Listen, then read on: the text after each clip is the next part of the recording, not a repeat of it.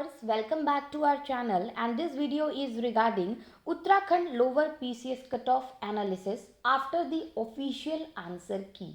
तो जैसा हम सबको पता है कि उत्तराखंड की ऑफिशियल लोअर पीसीएस की ऑफिशियल आंसर की आ चुकी है, तो हम ये देखेंगे कि उसके बाद एक्सपेक्टेड कट ऑफ क्या रह सकता है हमारे अकॉर्डिंग और हमें ऐसा क्यों लगता है।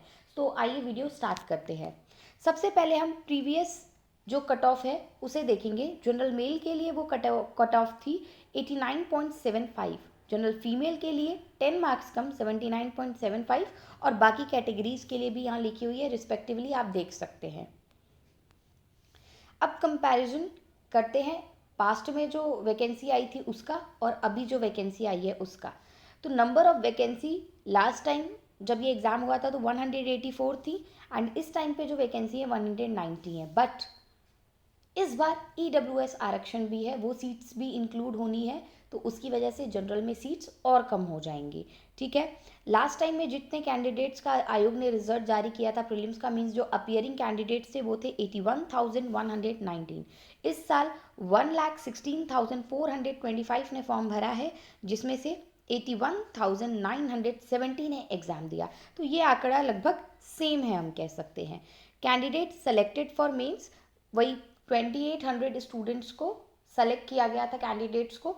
इस बार भी 2800 से लेके 3000 तक के कैंडिडेट्स को 15 गुना कैंडिडेट्स को सेलेक्ट किया जाएगा। ये जो नंबर होता है इसमें बहुत सारे फैक्टर्स होते हैं, उनके बेसिस पे ये नंबर डिसाइडेड होता है, तो ये थोड़ा सा वेरी भी कर सकता है। अब हम इस बार के पेपर लेवल की बात करते हैं, साथ साथ में जो लास्ट टाइम का पेपर था उसका लेवल क्या था हम उसकी भी बात करेंगे। ठीक है, सो इस बार जो उत्तराखंड थी वो इजी पूछी गई थी, लास्ट टाइम भी उत्तराखंड इजी थी। जो लास्ट टाइम का पेपर था उसमें भी उत्तराखंड का जो सेक्शन था वो काफ़ी ईजी था। ठीक है, इस बार जो जीएस थी वो थोड़ी सी मॉडरेट लेवल की थी, बायो के क्वेश्चन थोड़े से डिफ़िकल्ट साइड को थे, बट लास्ट टाइम जो जीएस का सेक्शन था वो भी काफ़ी ईजी था। इसके बाद मैथ्स और रीजनिंग की बात करते हैं तो वो इस बार इजी टू मॉडरेट था। ठीक है, बट लास्ट टाइम जो ये सेक्शन था ये थोड़ा सा मॉडरेट लेवल पे था।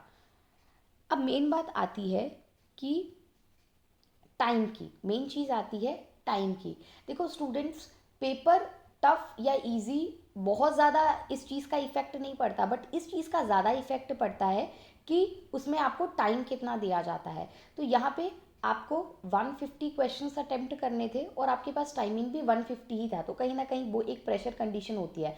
एंड सेकेंड जो चीज़ होती है वो ये है कि जब आप एग्ज़ाम दे रहे होते हो तो आपके दिमाग पे एक अलग ही प्रेशर होता है। हर एक स्टूडेंट ऐसा होता है जो वहाँ पे कुछ ना कुछ क्वेश्चंस गलत करके आता है जो उसको आते होते हैं, बट वहाँ पता नहीं क्या दिमाग में चल रहा होता है, तो उसकी वजह से वो कुछ सिली मिस्टेक्स ज़रूर करता है। मैं उन लोगों की बात नहीं कर रही, कुछ लोग शायद हो सकता है इतने महान होंगे कि 150 में से 140 मार्क्स भी ले आए, तो उनको तो बस पैर छू के प्रणाम किया जा सकता है, इससे ज़्यादा कुछ नहीं। बट मोस्टली जो लोग होते हैं वो कुछ ना कुछ एग्ज़ाम में सिली मिस्टेक्स करते ही करते हैं। एंड सेकेंड चीज़ की एग्ज़ाम का प्रेशर इतना ज़्यादा होता है कि वो गलतियाँ होना नेचुरल है। आपके ऊपर प्रेशर होता है तो उस चीज़ में जल्दी जल्दी आप पेपर करने के चक्कर में गलतियाँ करते हो, प्लस इसमें 50 क्वेश्चन मैथ्स और रीजनिंग के होते हैं तो जो टाइम कंज्यूम करते हैं।